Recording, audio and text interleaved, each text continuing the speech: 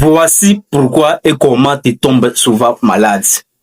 Il est vrai que ce n'est pas normal et n'est pas non plus bien d'être malade tout le temps, d'être toujours triste et inquiet et de dépenser à chaque fois de l'argent pour les médicaments afin d'espérer un rétablissement. Et surtout quand on est parent ou un responsable avec une famille à prendre en charge. Voilà donc dans cette vidéo, je vais te donner 3 choses majeures et clés qui font en sorte que nous tombons souvent malades, que nous soyons jeunes ou vieux. Mais la dernière est la plus grave et la plus répandue dans les populations africaines. Donc je t'invite à rester jusqu'à la fin pour prendre les mesures nécessaires dès aujourd'hui. Mais avant que je puisse commencer, je t'invite à t'abonner, à laisser un like, à partager la vidéo autour de toi pour informer aussi les autres, car c'est pour cela que nous sommes ici.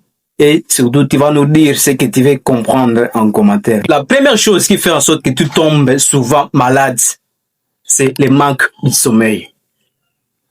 Parmi les choses très indispensables dont a besoin notre organisme pour continuer à fonctionner harmonieusement en bonne santé, c'est le sommeil. Et c'est ainsi si bien que notre journée serait divisée en 3 parts, à savoir 8 heures pour le travail, 8 heures pour le repos et 8 heures consacrées seulement au sommeil. Notre organisme a besoin du sommeil pour faire l'autorégulation, c'est-à-dire le nettoyage complet du corps, pour libérer les hormones liées aux croissances et au bien-être, pour renforcer et renouveler le système immunitaire. Mais toi, quand tu ne dors pas bien, ou bien quand tu enchaînes des jours à dormir moins de 6 heures de temps de sommeil, le renforcement du système immunitaire sera affaibli.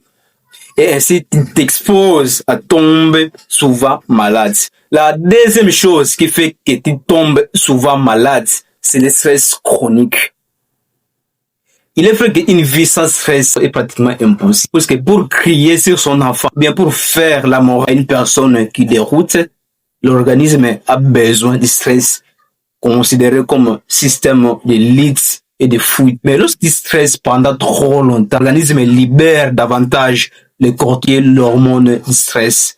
Et ce cortisol dans l'organisme a les conséquences de fragiliser le système immunitaire, a les conséquences de donner une fatigue fréquente, a les conséquences de provoquer des troubles de sommeil, ce qui affaiblisse davantage le système immunitaire. La troisième chose qui fait que tu tombes souvent malade, c'est une mauvaise alimentation. C'est la plus grave et la plus répandue dans les populations africaines où on a une carence alimentaire pour la plupart des personnes et où on ne sait pas vraiment qu'est-ce que bien manger. On doit savoir qu'une alimentation pauvre en légumes, une alimentation pauvre en fruits, en protéines et en éléments essentiels affaiblit le corps et par conséquent peut rendre le système inefficace face aux microbes. Ainsi, nous sommes exposés à faire des maladies à chaque fois, à tomber souvent malade. Ton système immunitaire peut être affaibli.